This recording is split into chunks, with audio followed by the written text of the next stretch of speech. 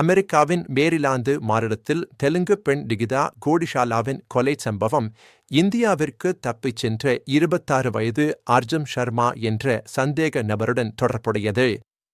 இது அமெரிக்காவில் உள்ள தெலுங்கு சமூகத்தினரிடையே பெரும் அதிர்ச்சியை ஏற்படுத்தியுள்ளது.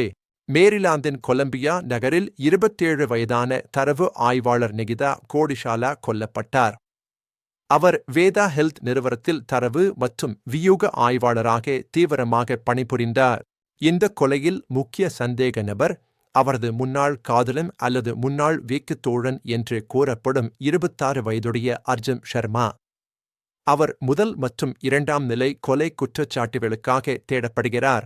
டிசம்பர் 31, 2025 அன்று மாலை 7 மணியளவில் நிகிதா அர்ஜுன் ஷர்மாவின் கொலம்பியா, மேரிலாந்தில் உள்ள ட்வின் ரிவர்ஸ் ரோட்டில் உள்ள குடியிருப்பில் கடைசியாக காணப்பட்டார்.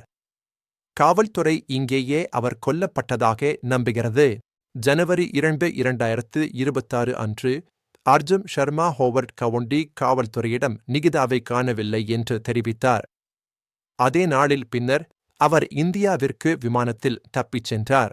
ஜனவரி 3, 2026 அன்று ஷர்மாவின் குடியிருப்பில் தேடுதல் வாரண்ட் செயல்படுத்தப்பட்ட பிறகு நிகிதாவின் உடல் கத்திக்குத்து காயங்களுடன் கண்டுபிடிக்கப்பட்டது.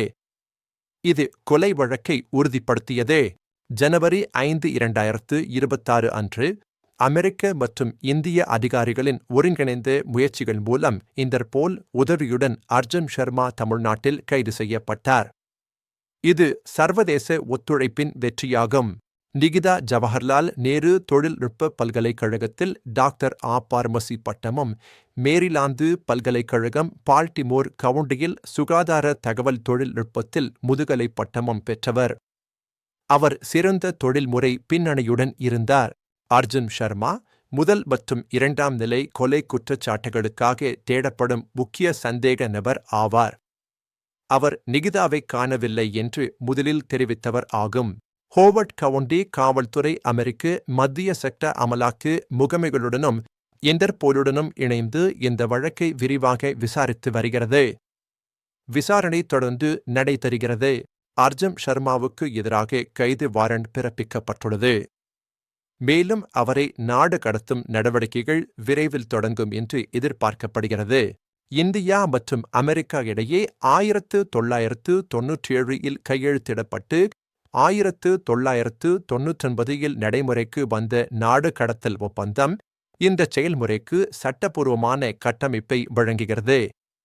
இது இரு நாடுகளுக்கும் இடையேயான ஒத்துழைப்பை உறுதி செய்யும். நாடு கடத்தல் கொள்கைகளில் இரட்டை குற்றத்தன்மை மற்றும் குறைந்தபட்ச தீவிரத்தன்மை ஆகியவை அடங்கும். அதாவது குற்றம் இரு நாடுகளிலும் குற்றமாக இருக்க வேண்டும் மற்றும் குறைந்தது 1 வருட சிறை தண்டனை தேவை. நாடு கடத்தல் செயல்முறைக்கு வெளியுறவு அமைச்சகம் மூலம் முறையான கோரிக்கை சமர்ப்பிக்கப்பட வேண்டும். மேலும் இந்திய அரசு இறுதி முடிவை எடுக்கும். உயர் நீதிமன்றத்தில் மேல்முறையீடு சாத்தியம். இந்த கொலை அமெரிக்காவில் உள்ள தெலுங்கு சமூகத்தினரிடையே பெரும் அதிர்ச்சியையும் துயரத்தையும் ஏற்படுத்தியுள்ளது. அவர்கள் நிகிதாவின் குடும்பத்திற்கு ஆதரவு அளித்து வருகின்றனர். நிகிதாவுக்கும் அர்ஜுனுக்கும் இடையே கடன் தொடர்பான நிதி பிரச்சினை இருந்ததாக கூறப்படுகிறது. இது கொலைக்கான ஒரு சாத்தியமான நோக்கமாக இருக்கலாம் என்று விசாரணையில் சுட்டிக்காட்டப்பட்டுள்ளது. இன்டர்போலின் பங்கு அர்ஜுன் ஷர்மாவை சர்வதேச அளவில் தேடி கைது செய்வதில் முக்கியமானது. இதில் சர்வதேச ஒத்துழைப்பின் அவசியத்தை எடுத்துக்காட்டுகிறது. இந்த வழக்கு சர்வதேச சட்ட அமலாக்கு ஒத்துழைப்பு மற்றும் நாடு கடத்தல் செயல்முறைகளின் சிக்கலான தன்மையை வெளிப்படுத்துகிறது.